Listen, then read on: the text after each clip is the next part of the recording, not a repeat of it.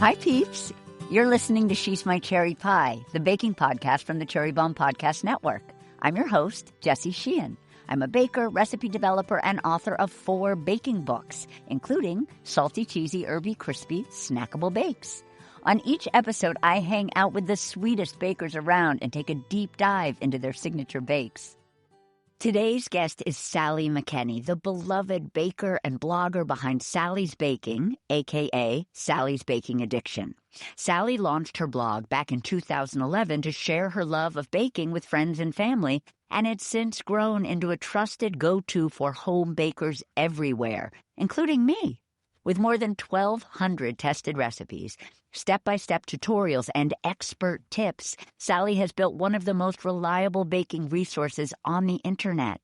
She's also the author of 4 cookbooks, including her latest, Sally's Baking 101, Foolproof Recipes From Easy to Advanced. It's the ultimate guide for bakers of all levels, packed with 101 sweet and savory recipes and plenty of pro tips for getting the best results.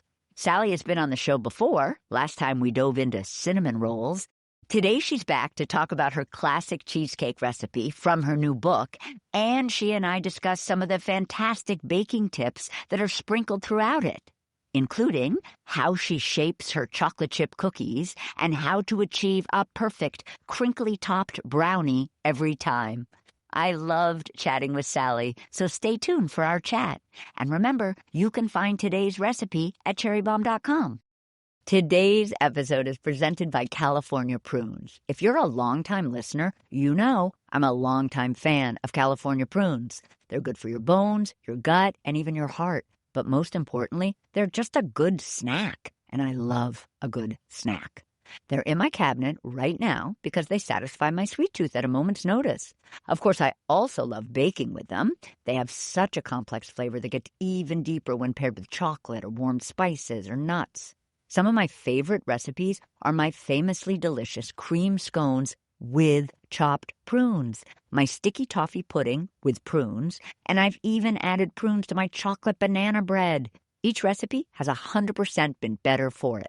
But if you don't believe me, you can try all of these recipes for yourself at my website, jessiesheehanbakes.com. My big tip is that anything you'd bake with dried fruit, from oatmeal cookies to granola, scones, and muffins, is a prune moment. You can use them whole because they're so nice and juicy, or chop them up to spread the joy. They also help you hit some of your health goals, and if I can do that with a cookie, I'm happy. Prunes contain dietary fiber and other nutrients to support good gut health, potassium to support heart health, and vitamin K, copper, and antioxidants to support healthy bones. There's a reason they've been on grocery store shelves since the 1800s. For more recipes and info, check out the California Prunes website at californiaprunes.org. That's californiaprunes.org. Peeps, guess who was on the cover of Cherry Bombe's Italy issue? It's Chef Missy Robbins of Lilia, Missy, and Missy Pasta in New York City, and Chef Nancy Silverton of Osteria Mozza, Chi Spacca, and more in Los Angeles. Yes, we have 2 covers. We couldn't be more excited to have these 2 iconic chefs grace the cover. Their careers have focused on bringing the best of Italian cooking to the U.S. The entire issue is about La Dolce Vita, with delicious recipes, beautiful photography, and stories that will transport you straight to the trattorias, bakeries, and gelato stands. The Italy issue is out now. Head to cherrybombe.com or click the link in our show notes to order your copy. Let's chat with today's guest. Sally! So excited to have you on She's My Cherry Pie again and to talk cheesecake with you and so much more. Jessie, thank you so much. I am so happy to be here. Yay! So growing up, you spent hours watching your mother and your grandmother baking in the kitchen. Can you share an early baking or sweet memory, whether it be an actual memory of making something or just an early baked good sweet eating memory from one of those many hours you spent with your grandmother and mom? Yes, of course. So one that sticks out to me, my grandmother had these beautiful cherry trees in her big garden and expansive yard. We would always pick cherries together, and then she would always make something from scratch, and we'd go visit her, my sisters and I, and my parents. And one thing she was really known for is cherry pie, and she would always just not even follow a recipe. Grandma just always knew what to do, kind of like how I feel like all those, memorable moments are in the kitchen with a grandparent. And it was just always this most delicious cherry pie. It was gooey, it was fresh, it wasn't too sweet, not too tart. And I would help her pit the cherries. Like there was no fancy cherry pitter or anything. It was just, doing it right from scratch. And I just have these core memories of every summer visiting her, making cherry pie with those fresh cherries. And there is just nothing like that flavor and that taste and that memory.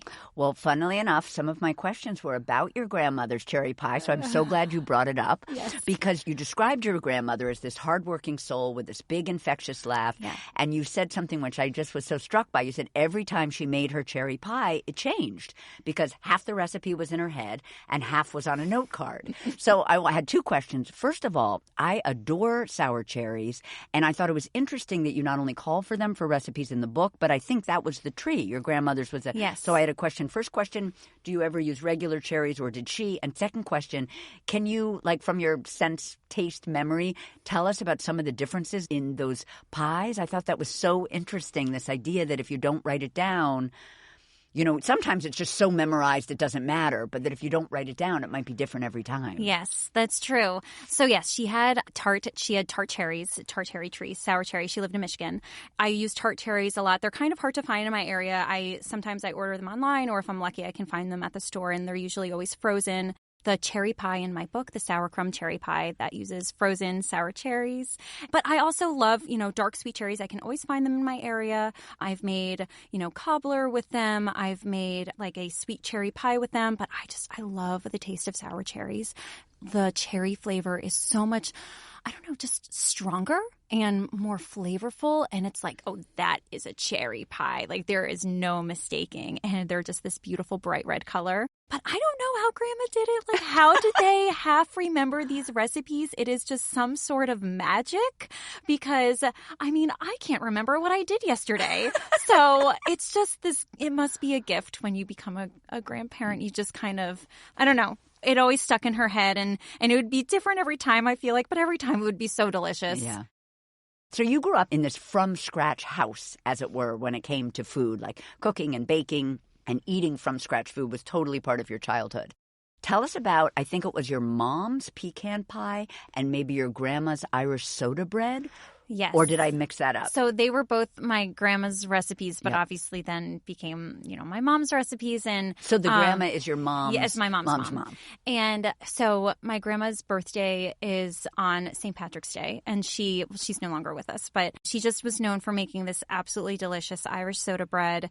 I posted the recipe on my website just as a testament to her. She just made it so special. That was a recipe she did write down. So I did have that one. And also her pecan pie as well, which is just a staple around the holidays. Yum. And she also always made these pecan sticky buns, which I know you didn't ask about, but I just Please, had to honey. throw it in there. Oh my gosh. Because Throw. those are amazing Yeah. with the sticky topping. Who doesn't Yeah. love a pecan sticky bun?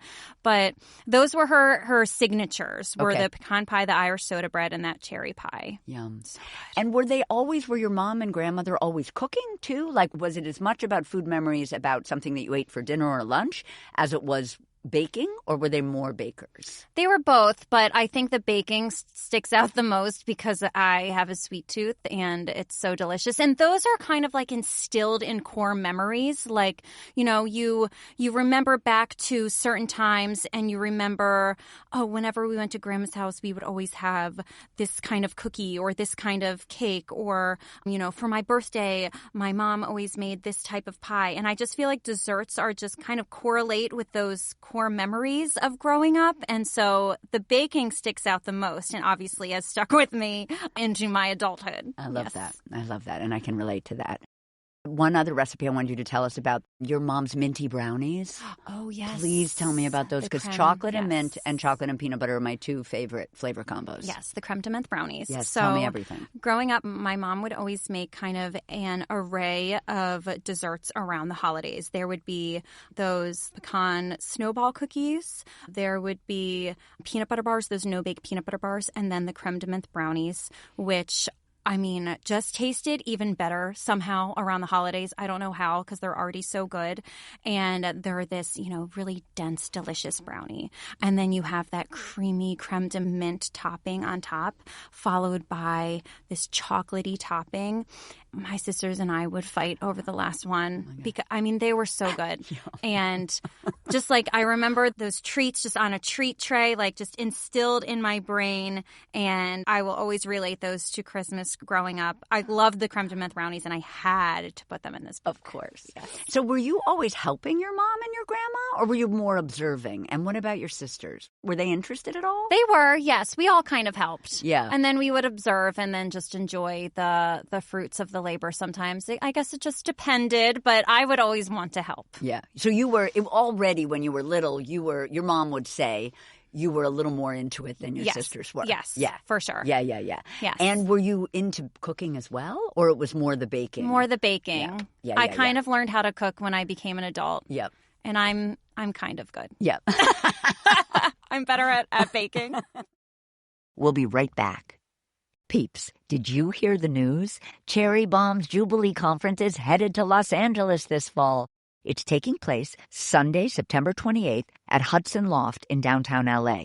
It'll be a full day of inspiring conversations, delicious food and drink, and incredible community. Since 2014, this one-of-a-kind gathering has celebrated the voices and talents of women across the worlds of food, drink, restaurants, and hospitality. Now it's LA's turn, and we can't wait to give the city the love it deserves. Tickets are sold out, but sign up for the wait list at cherrybombe.com and be the first to know if more tickets become available. Now back to our guest. When you were little, were there cookbooks that you loved? Did your mom have cookbooks in her kitchen? Yes, my mom would always get the Bon Appetit magazine, which she still bakes from the 1989 issue. She still has that. She's got some favorites in there. And then the big fat book, I think it's called The Joy of Cooking. It's white, it has the red writing on it, and it has literally every recipe known to man. She cooked a lot from that. In 2011, I think, when you first started the blog, and I just want to tell listeners, this is Sally's second time on She's My Cherry Pie chatting with me, and so you need to go back to that other episode because there's also a lot of information about the blog in that one too. But I'm going to talk about it a little bit right now. So in 2011, you started the blog, and it was sort of for friends, for family, for coworkers who asked you for a recipe, and you thought, wouldn't it be fun if they could find it easily? And you were already kind of dabbling in at least following some food blogs and some photography blogs. Yes. And were you thinking to yourself as you looked at these things online, oh my gosh, I could do that? Yes, I was. When I first started, it was just this place to put my recipes to send to people I know. It was never, I'm going to make a career out of this. That was never in my mind whatsoever. And so I think when I saw other people kind of in this food blog world, they had ads on their site, and I saw that you could kind of earn some money from posting your content on your food blog. I was like, let me give that a try. Let me see. And I remember I made $80 after 8 months, and I was like, oh my gosh, I made it. I made it. And so I was so proud, and I just kept going, and then it just kind of snowballed from there. Incredible. And that was 2012 it was by that point. And then I just knew, I gave it, another year, and I knew if I just kept going, if I had more time, if I didn't have this 9-to-5 job, then I could really make this a thing. Totally. And when you first started, were you trying to take really beautiful photos just for your friends and family to see, or was it very bare bones? Here's the recipe. It was very bare bones. It was a small little photo with my iPhone, with probably the first the first iteration of an iPhone. I love that. I love that. 15 years ago. So tell us about this first recipe that you posted, your peanut butter chocolate blondies. Yes. And there is one on the site that I actually was looking at recently because as many people do who bake, I'm always looking to your website to be like, oh, what did Sally do? Because we all look for inspo from the internet and from books, etc. And I always want to know what Sally does because you know that Sally's recipes always work and are delicious. Jessie, you're so sweet. But I was just looking at this recipe. So tell us about it and then also tell us how, if at all, you've changed it since then. Yes. So I first published this first recipe, this peanut butter blondies with Reese's Pieces in it. And it was my first recipe back in December 2011. And I remember I tested like kind of a bunch of different things, and this one really worked. It was delicious. I took a simple little picture of it, and that was that. That was the beginning of the beginning. And then I think about 5 years later, I republished the recipe, or I published it again, and I made some slight tweaks because since 5 years later, my expertise, I guess, improved. I learned more in the kitchen, lots of trial and error. And I think I changed the leavening in it. I'd have to look back. And I think I made the recipe a little bigger so it would be a thicker blondie.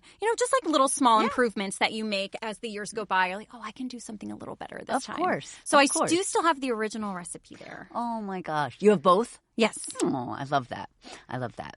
So in addition to the blog being this incredible creative outlet for your love of baking and photography, it seems like working on the blog also made you realize that you love teaching baking and that that's like a big component of it for you. Can you explain that? Sure. So I think having this website and starting this blog has taught me so much about myself. I didn't really know that I liked to teach, but the more recipes I published and the more I personally learned in the kitchen, the more I learned that I wanted to teach how to bake, not just what to bake. And so I love sharing when something goes wrong. I love sharing, this is how I tested the recipe, and interestingly enough, this amount of baking powder makes all the difference, and here's why. And, sometimes I'll share like side-by-side photos. Here's where I tried the cookie with melted butter. Here's where I tried it with softened butter. And this is what I came to and why I like this version better. People have really caught on to that, have really grasped that. And I think that I try to kind of write it in a very personable way. I'm still learning. I'm self-taught. And I think that people can gravitate towards that. And it's interesting. This little amount of this little amount of baking soda made all the difference. And I think home bakers want to learn why these certain things work. I mean, some do. Yeah. Of course. No, I think we all do. Yes. And it's so interesting. I mean, with baking, because it's so science-based in the end, it is really interesting. I think what's even more interesting is when you break the rules and when you can break the rules, and only an expert like yourself can teach us when to break and when not to break. Exactly. I'm very much a rule follower, I think, which is why I love baking. And when someone breaks the rules, I'm just like, oh my God, what? Like, I need to understand this. Yeah. So now, you have an entire team that helps you with the blog and helped with the book, and we'll talk about that. How far into the process of doing it? How many years till you realized I cannot do this alone? Yes. So it was about 5 years in that I made my first hire, and I just posted about it, I think, on my website. I think I just said, hey, I'm looking for an assistant. And then I got some resumes and I ended up hiring Stephanie, and she still works for me. So, yes, we're coming up on our 10-year anniversary together. She's amazing. Are there sort of like off-site people who assist as well as people who live in your home and town and can come? Yes. Yeah. So I have 2 remote employees, and then I have 4 employees who live in Maryland. Yes. So great. So great. And then this is a question that I'm always curious about. You bake so much for work. I do too, not quite as much as you, but I do too. And for me, it means that I almost never bake for pleasure, unless I'm having like a dinner party or it's a birthday. Are you baking all the time? Like, do you bake for work and then come home and bake something, or do you just bring what you baked at work home? I usually bring what I bake then home. But when I am baking, not within, work hours or for work, it's usually baking with my children. Mm-hmm. And so we just made scones the other day, and which, side note, my daughter gave an 8 out of 10. She said there weren't enough chocolate chips. So there's nothing like, the truthful opinion of a young child. Is she the one who also said something like, it's a 10 out of 5? Yes, she did. She likes to give number ratings. Yeah. Anyway, so she's so funny. We bake a lot on the weekends together, and that's usually when I'm baking not for work, is with my children, or if it's a holiday. Like, I will always make a pumpkin pie, pecan pie, apple pie, and then always Christmas cookies. But I'm going to be honest, by the time those holidays come around, I have already made so many holiday foods for my website. But it's all good. No complaints. Oh. All right, now I want to talk about your incredible new book, Sally's Baking 101. And as we record this, today is the book's birthday. Yes. Very exciting. Born today. So this is actually your 4th book, but it feels different than the first 3, I think, to you and probably to readers and lovers of you, like me. Tell us about this book. Yes, so it is my 4th, Jessie, like you said, but it feels like my first again because for a variety of reasons. One, I feel like the cookbook industry has just changed so much since I authored my last book, which was 8 years ago. So I feel like the landscape has changed. Social media has changed. There's so many more ways to promote your work, which is fantastic. There's so many more ways to reach your audience. The promotion was bigger. Not only that, the book itself is bigger. So I'm with a new publisher. I took 8 years off from writing a book because I really wanted to hone in on some kitchen skills, because I wanted to write a book that was just a perfect overview of the material you'll find on my website. I mean, I made my first 3 books early in my career. I wrote those. As I grew my website, as my kitchen skills improved and how to write a recipe, how to test recipes, how to develop them better, I wanted to write a book that kind of was a beautiful summary of what you can find on my website. And I knew I needed to wait to do that. I needed to improve myself. And so this feels like the first time again because it's bigger, it's longer, it's 101 recipes. I'm with a new publisher, and it feels like me. Yeah. I don't know. This is the book I've always wanted to write. Yeah. So I'm so proud of it. Yeah. No, it's beautiful. The recipes, 101 crowd-pleasing bakes to suit every occasion and craving, and then all these basic baking principles and tools and ingredients, detailed how-tos, step-by-step photos. I am a very, tip and trick obsessed baker, and I love all of the incredible baking tips that you share throughout this book. And I thought it might be fun to go through some of my favorites that jumped out at me before we jump into your cheesecake recipe. Let's do it. Awesome. So first, I thought this was so interesting. You mentioned this in the beginning of the book, but you have I'm going to call it a tip about doubling recipes. And you say you need to be careful about doubling recipes because the leavening doesn't always require absolute doubling. I did not know that. Mm-hmm. So can you unpack that a little, Sally? Yeah, sure. So usually when you double a recipe, you will usually need less of a leavening, depending on how much is used. Yeah. So if you are making a cookie recipe and it calls for a teaspoon of baking soda, doubling it would most likely be fine. Yeah. But you probably don't need 2 full teaspoons. Yeah. Again, you can do it, but I usually just like to play it safe and make 2 separate batches. And then if the dough needs to chill, then I'll just combine them together and chill them. It's fine after that once it's mixed together. But things you really need to be careful about is a yeasted recipe, like a yeasted dough. Yeah. You most definitely do not need as much yeast when you're doubling it. That's so interesting. And also, Jessie, if you are doubling a yeasted dough and you're using a stand mixer, that extra volume of dough is probably going to overwhelm your mixer. Yeah. So I always make 2 separate batches if I can. Yep. Which does take a little bit extra time, but you're not sabotaging yourself that way. Yeah.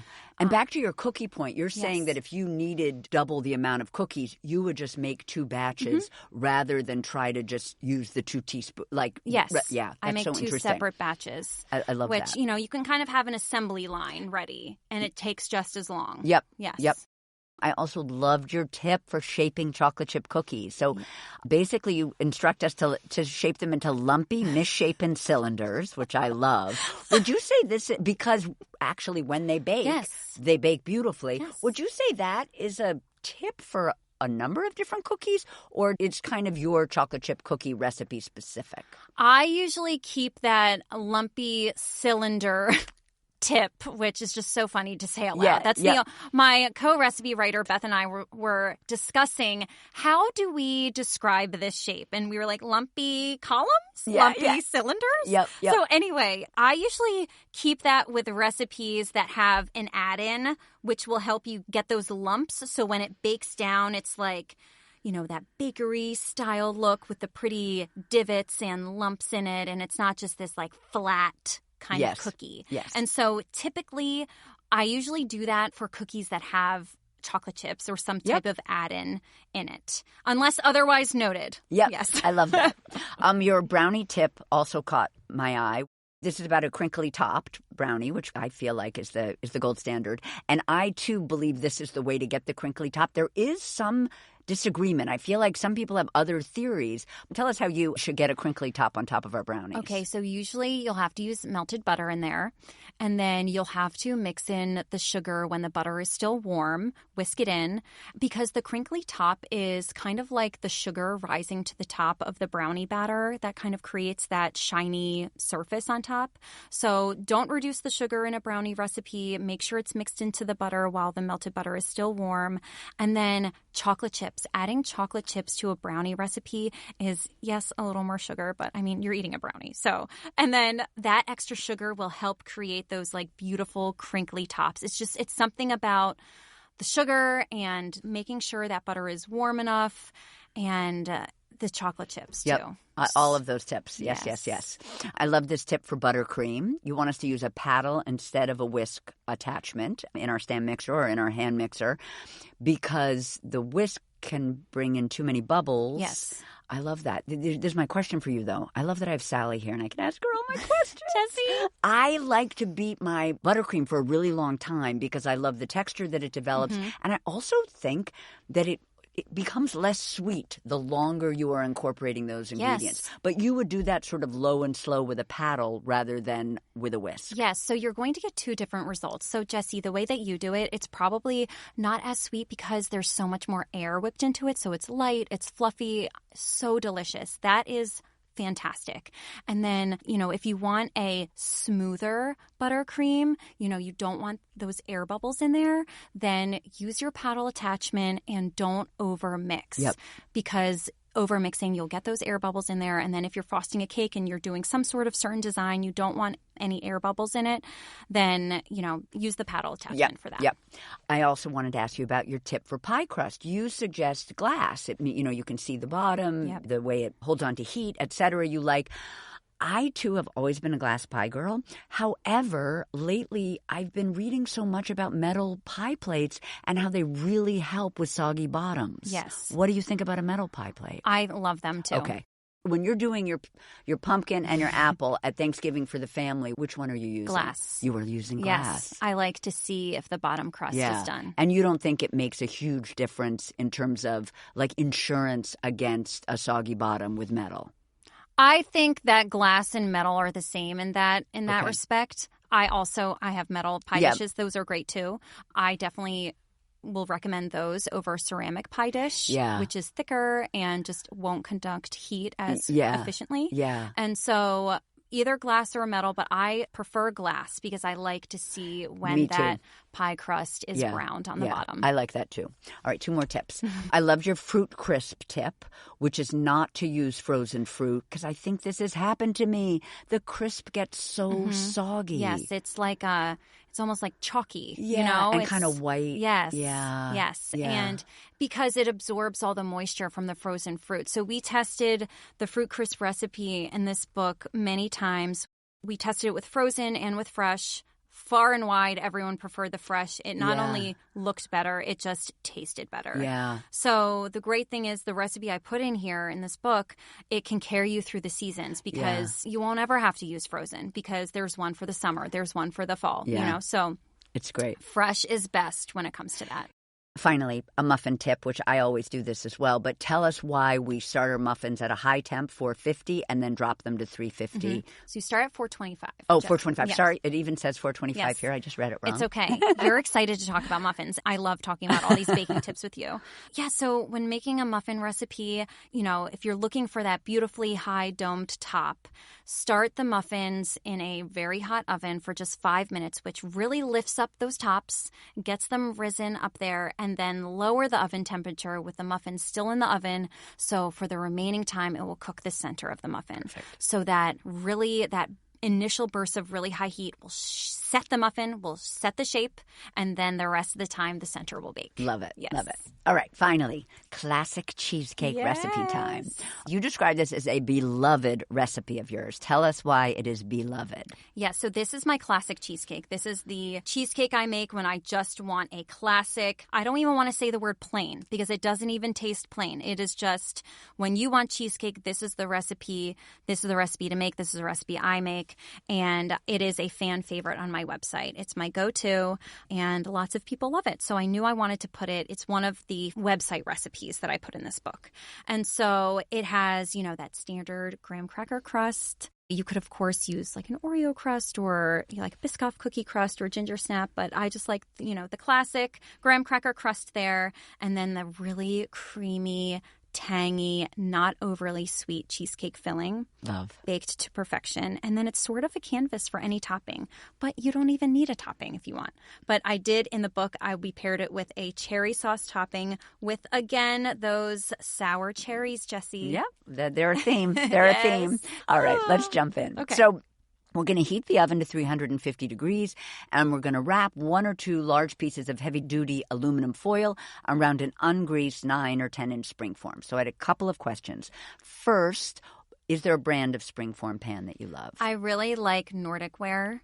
I think I also have like a Wilton one I really like. Yes, Nordic Ware I think is my go-to. I'm trying to think. I have so many pans at home, Jessie. Oh, of course you do. I know why we're going to wrap it in foil, but can you tell us why you're going to wrap it in foil? Sure. So the key here is you want to wrap the springform pan in foil because you're going to place the cheesecake in a water bath. And I know when some people see a recipe that calls for a water bath with cheesecake, it's just like this whole nother step. It's like, why am I even doing this? But without it, your cheesecake is going to sink. It's going to burn on top. You need a humid oven to bake cheesecake. You know this. Yes. And I'm happy to explain it to readers. So the first thing you want to do is you want to, before you even add the crust in, you want to wrap the pan in aluminum foil, and I strongly recommend heavy-duty aluminum foil. Sometimes it's labeled as the foil you'll use on a grill or something, so get the heavy-duty aluminum foil, wrap it around there. Sometimes I do it twice, so 2 sheets of foil, and it doesn't need to be perfect. Just wrap it around as best you can, and then have a shallow baking dish ready because that's what you will eventually bake the cheesecake in once the filling's in there. And just to be clear, we're wrapping in foil because the actual cheesecake will sit in the water. And a springform pan is not a sealed environment. Yes, thank you. Yep. Yes, it's not sealed, so you need the aluminum foil. You need that, yep. And then why is it ungreased? I thought that was interesting. How come we're not greasing our pan? There's enough butter in the graham cracker crust. You don't need to grease it. And you don't worry about the sides sticking? It won't. Okay. Love. So first we're going to make the graham cracker crust. So in a medium bowl, and I have to ask, what kind of bowl does Sally like? I use glass bowls at home, and I honestly don't even know what the brand is. It's from Williams-Sonoma. They're nesting glass mixing bowls that I use because that's what I melt the butter in the microwave. Yep. It's microwave safe. Yep. I'm very microwave forward. Yes. So I always have glass bowls, and I even have those nesting Williams-Sonoma ones, and I love them. Yes. So in a medium bowl, we're going to combine our graham cracker crumbs, and just a couple of questions about the crumbs. Sure. Is there a brand of crumbs that you like? And are you ever, like if you're at home, are you guys, for your test kitchen, are you guys buying crumbs or are you buying graham crackers? I'm buying graham crackers because we also like to eat them. Yes. So I buy graham crackers, Nabisco brand. Yep, of course. It's great. I just get the original ones. And so if you're grinding them yourself, are you often doing it in a food processor? Yep. And if you were grinding them yourself and in the food processor, would you then do everything in the food processor? You certainly can, but since I melt the butter in a glass bowl, I just think it's easier to do the food processor step first with the graham crackers, and you can also add the sugar right there into the food processor after the graham crackers have become crumbs, and then pour all of that into the bowl of butter. You know what? You're a genius, because I usually take the melted butter that I melted with my glass bowl in the microwave. Then I pour it into the food processor. Then the food processor is really dirty. Yes. And you have to get out all the little crumbs and scrape the blade. From the crevices. You are a genius. So even if you're grinding your own, just do the dry ingredients. Yes, I love it. So much easier to clean the food processor. So much easier. Oh, yay. Okay. I can't wait to go make a cheesecake. Okay, so we're going to combine our graham cracker crumbs, or we've ground them in a food processor and we've transferred, and our granulated sugar into this bowl with our melted butter. We're going to stir in some melted, unsalted butter. We'll break up any clumps. Mixture should be sandy. What utensil are you using at this point for stirring? Just a spoon. Just a spoon. Literally a spoon. Wooden spoon or a metal spoon? Metal spoon. Like you would eat cereal with? Maybe one larger size. Larger than yes. That. Okay. We're going to transfer our crust ingredients into our prepared pan. Again, that isn't greased or anything. We're going to use our hands to pat the crumbs into the bottom and partly up the sides. Yes. An inch? Is it a visual thing? Does it have any purpose but visual? Well, otherwise the bottom crust would be too thick and it would be hard to slice through. Yes, so that's why you want to press it up against the sides a little bit. It's usually about an inch and a half. Yep. Now we're going to bake the crust for 10 minutes. Any cues that it's done? Is it the color? Is it a smell? I mean, it's going to smell delicious. Yeah. But you just don't want to burn it. You don't want to get it too dark. So I find 10 minutes is just the perfect head start for it. We'll remove it from the pan, set it aside while we make the filling. We're going to leave our oven on. Now we're going to make our filling. Large bowl. I'm assuming it's our large Williams-Sonoma glass bowl, which I love and use. You know why they're also great? My microwave is kind of little. Yes. And my Pyrex, which I also love, doesn't fit. Yeah. But the Williams-Sonomas have sort of higher sides, so they are great in all shapes of microwave. Yes. So now we're going to use a handheld or stand mixer fitted with a paddle. Do you have, if you're at home, do you have a preference? Are you using your stand mixer as opposed to handheld? I usually like to grab my hand mixer. You do? Because I find that it can really get down into the cream cheese, because sometimes I feel like the paddle attachment doesn't get all the way down to get all of those big, heavy pieces of cream cheese. Yep. I will usually use my handheld mixer, but a stand mixer is fine because this is a lot of batter. Yep. It's a lot. And this is kind of so radical, but have you ever made cheesecake filling in a food processor? No. I don't think I have. read about that, and I've made batch cheese. I know a batch cheesecake is a different animal, but I obviously have done that in a food processor. But I feel I need to get this, and then I'll DM it to you. But I feel like I read about making cheesecake batter in a food processor, which I think you do run the risk of too much air. You have to be careful. Yes. But you could also maybe get a super smooth, beautiful You batter. probably could. Yeah. Anyway, I just wondered. So we're going to beat our cream cheese. Brand of cream cheese that you love? I usually use the Philadelphia brand. Okay. Yeah. And granulated sugar on medium-high speed until smooth and creamy, about 2 minutes. Then we're going to beat in room temperature sour cream. So a couple of questions. First of all, is there a favorite brand? I usually use store brand or whatever's on sale. Yeah. And I thought this was interesting. Why sour cream? It seems like in the lexicon of cheesecakes, people use sour cream, they use yogurt, they use heavy cream. I find sour cream gives the cheesecake itself a lot of structure, and so it's not overly soft. It has a good, I don't want to say it has a good bite to it. I mean, it's just, it's structure. Not firm, but it's still quite creamy. But I feel like sour cream is that nice sweet spot, and it adds that little bit of tang that you wouldn't really get from heavy cream. Yep.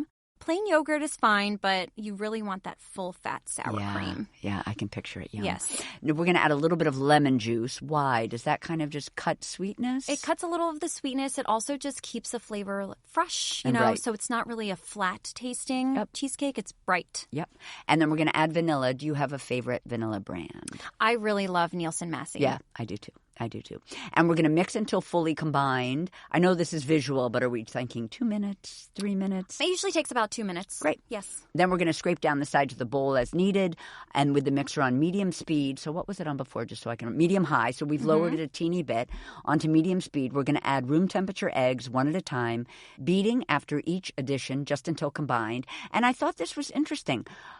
there's no salt in the filling. I tend to be someone who's always adding a teeny bit of salt just to pop flavor, etc., not to make things salty. Was that like a specific choice for you guys? You don't need it here because of the sour cream. And it's already, and you have that tangy cream cheese, too. Which already is a little salty. Yep, love.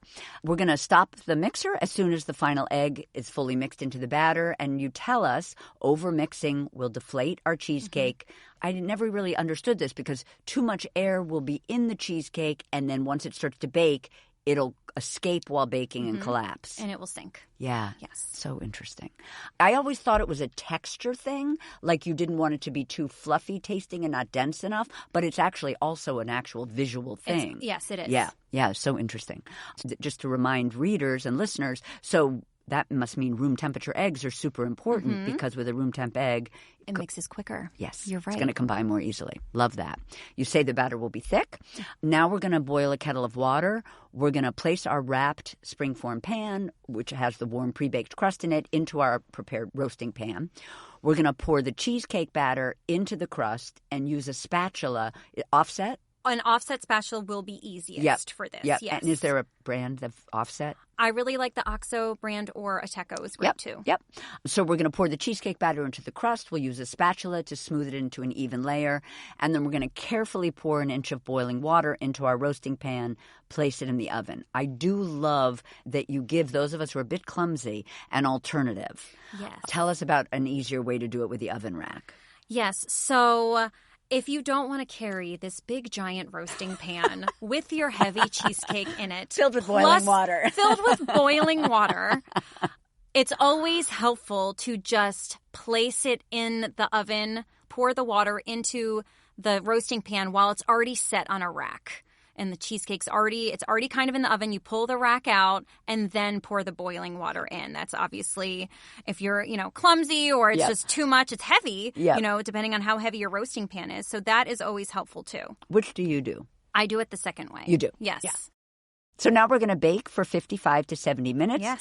And I love that there is a big range here because everybody's oven is different and cheesecakes are finicky. Yes. Yeah. When a recipe calls for a really long bake time, you're going to have that long range, okay? So 55 to 70 minutes, but what's helpful is what I say here, until the center is almost set. You don't want it perfectly set. A little wobbly center is completely fine because it's going to continue to set after. Yep. You say that we can gently tap the pan and we should see a little wobble. I've always thought of this as sort of the way Jell-O is. Yes. Like a little, jiggling. Exactly like that. Yeah. I just did a little shimmy You peeps. did. So if the top, also, good note, if the top of the cheesecake is browning too quickly, we're going to tent it with foil halfway through baking. So this made me think of something. Do you rotate cheesecake at the halfway mark? I have never done it because then you have to twist it inside the roasting pan. Yeah, you have all the water.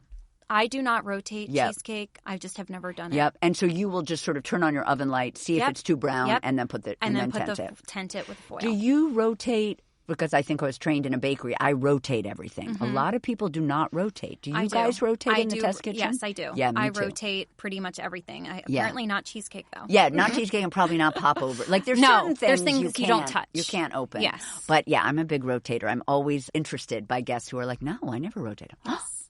Okay, once we have our Jell-O jiggle, we're going to turn off our oven, open the door slightly, maybe put like a wooden spoon hand. If the door doesn't stay open ajar by itself, stick something in there. We're leaving the cheesecake and the water bath in place. Tell us why. Okay. Yes. We are doing this. Okay, because you want the cheesecake to start cooling down very slowly. If there's a sudden change in temperature, your cheesecake is going to start deflating and falling, and then it's going to have those wrinkly edges. Still delicious, of course, but if you want it to stay tall, which makes just a beautiful slice of cheesecake very delicious, then you want it to cool down very slowly. And so you kind of want to play around with the temperature yourself and control it yourself by just gently opening that oven, keep it propped open a bit, and let that temperature come down. Is that standard cheesecake? Because I think that's such a great tip. Oh, yeah. It's standard? I've seen a lot of recipes do As you that. can see, I don't really spend much time in cheesecake recipes. Yes, I can tell, Jessie. I love it. So but now I'm kind of excited. I'm like, I want a tall, beautiful cheesecake. So we do that for an hour, and it's not a visual cue. It's just about time. Yes, just about an time. hour with the handle of our wooden spoon in our oven door, which also reminds me of like making a pavlova, where you either keep it in a closed oven or just set it ajar. Yep. We're going to remove the cheesecake from the water bath, discard our foil, place the springform pan on a cooling rack, and cool completely at room temp. Yep, so it's out of the water bath now. What are we talking? A couple of hours probably until it's room temp? Probably about 1 to 2 hours. Okay. Yep. Then Just go on with your day. Okay, Let it cool a bit. Then when it's cooled, we're going to cover and refrigerate the cheesecake for at least 4 hours or up to 2 days. So when you're making a cheesecake, not necessarily for the test kitchen when you need it for the book or for the blog, but if you're making it for your family or a friend, would you kind of make it the night before and then just let it be in the fridge all day? Yep. I usually start it the afternoon before and then... And you serve it cold, right? Oh, yeah. So you can see how little I know about cheesecake. You're going to make this now. I know you are. And then, I usually get started on the day before, and then overnight it's in the fridge. Yeah. And then it's ready. Yeah, I mean, you just got to get your toppings It's like a good ready. make-ahead dessert. Yes, it is. So now we're going to make our cherry sauce topping. You don't have to do this, but peeps, you definitely should. So in a small bowl, I'm not even going to ask this time. I believe this is a Williams-Sonoma nesting bowl. Yes. We are going to mix some cornstarch, some water, and some lemon juice. And we're going to stir to dissolve the cornstarch. Maybe a fork? What's your... Oh, I just use a fork because Yep. it's a real small amount. Yep. Just a Yep. very small bowl. I love a fork. Yes. I love my hands in the kitchen, but I also love a fork in the kitchen. Then in a medium saucepan, we're going to combine fresh or frozen. Here we can use frozen fruit, but they're going to be unthawed, pitted sour cherries. Yep. And you have a great reason for why you don't like sweet in this recipe. Yes, because the cherry flavor just does not come through as much if you use sweet cherries. You certainly can. Yep. And it's delicious, but the flavor is so much better with sour cherries. It's amazing. So we're going to combine fresh or frozen, pitted sour cherries, granulated sugar, and table salt. I thought that was interesting. Do you never use kosher salt in your baking? I do sometimes, but for the recipes I publish online in my book, I just use table salt. If you were at home, you might put in kosher. Yes. Yeah. Everyone's going to love hearing what Sally does at home. Okay, we're going to cook over medium heat, stirring occasionally until the cherries begin to release their juices, 4 to 6 minutes. Then we'll stir in our cornstarch mixture, bring to a boil. Do we need to raise the temp to bring it up to a boil? No, It'll just wait start for to it, boil. yes. Yep. Stirring often. Once it's reached boil, we'll cook for a minute. Do you want to tell us why we need to wait a minute? Just wait a minute. It's going to start to thicken. Right. And it'll activate the starch, I think, at that point. You need to wait for it to heat up and thicken. Perfect. We're going to remove from the heat, stir in the vanilla. We'll pour the sauce into a heat-safe bowl and let stand at room temp until completely cool. Can we speed this up by putting it in the fridge? Yes. Or would you not do that? And that's why I say put it into a heat-proof bowl. Yep. Get it out of the hot. Get it out of the pan. Yep. And you can put it in the fridge. Yeah. And then the mixture will thicken as it cools. We'll run our knife around the edge of the springform, help loosen the cheesecake, and remove the outer ring. When we're serving, we'll cut slices with a sharp knife. For neat slices, we'll dip the knife in water and wipe the knife clean between each slice. Spoon cooled cherry sauce topping over each slice. So yum. And I just wanted to mention 2 additional cheesecake recipes in the book because they sound delicious. Tell us about the lime cheesecake bars. Yes. I think they have a brown butter in the graham crust. Yes, so it's key lime pie cheesecake bars. Yeah. And I love this recipe. It's basically as if you're making just a full cheesecake, but you're just making them as bars. And you're making it in a big 9x13 dish. So this is a great dessert if you are hosting. Yep. If you have a lot of people over, you need a big dessert. Key lime pie cheesecake bars on a brown butter crust. I remember when we were testing this recipe, the flavor was so great. And my co-author, Beth, and I looked at each other and we said, what? Let's make it even better. Let's make this a brown butter crust so it's not the exact same as the classic cheesecake crust. So there's a little bit of difference here. You can use the brown butter crust for anything you need. Is it still brown butter with graham? Yes, it's still brown butter with graham. Yes. So delicious. Aww. And, the whipped cream topping, it's very light and the flavor is incredible. I thought this was interesting. You don't use a water bath with this one. How come? What's the difference? No water bath for this. You're not working with as much batter. Yeah. So there's not as much, it's not as susceptible to falling and cracking. And you're also covering it with whipped cream. Yep. So It matters less. Yes. I also bet there's something about the 9-inch springform is like this tiny, much less space, and it's the filling has to rise much higher. It's thicker. Yeah. It's rising higher. So that's why you need the that water extra bath is more insurance. important. That makes perfect sense. And then finally, just tell us about the pumpkin cheesecake with the Biscoff crust. Yes. Oh my gosh. That is perfect for the fall. Yeah. You know, we're going into the fall. It's delicious. It is so wonderfully spiced. You have lots of pure pumpkin in there, lots of pumpkin pie spice. And I have a recipe in the book if you want to make your own pumpkin pie spice blend. And then lots of cinnamon. And it's pretty much the same tips as if you were making the classic cheesecake that we just ran through. And then top it with a spiced whipped cream. I use brown sugar in that whipped cream and then some pumpkin pie spice. It's perfect. I also love there's a great little tip in there, probably for all baking that involves pumpkin puree. You say to blot the puree in the bowl before you add it to the filling. Tell us why we want to blot our puree. Otherwise, it's going to be too watery for this cheesecake. Yeah. And so sometimes you want that extra moisture. So if you're making a pumpkin bread or pumpkin cupcakes, you want that You would never blot? No, I don't, because you want the moisture from that. Okay. But if you're making something a little, I guess, denser where the extra liquid just won't do any favors, like this cheesecake, or I have a brown butter pumpkin oatmeal cookie in the book, and you blot the pumpkin there too, because you don't want... That's a non-cakey cookie, so to avoid it tasting cakey, you want to blot the pumpkin. Yeah. Yes. Well, thank you so much for chatting with me today, Sally. And I just want to say that you are my cherry pie. Oh, thank you, my sour Jessie. cherry pie. Yes. Thank you, Jessie. That's it for today's show. Thank you to California Prunes for supporting our show. You can find today's recipe at cherrybombe.com. Don't forget to follow She's My Cherry Pie on Apple Podcasts, Spotify, or wherever you listen. And tell your pals about us. She's My Cherry Pie is a production of the Cherry Bombe Podcast Network. Our producers are Carrie Diamond, Catherine Baker, and Jenna Sadu. Thank you so much for listening to She's My Cherry Pie, and happy baking!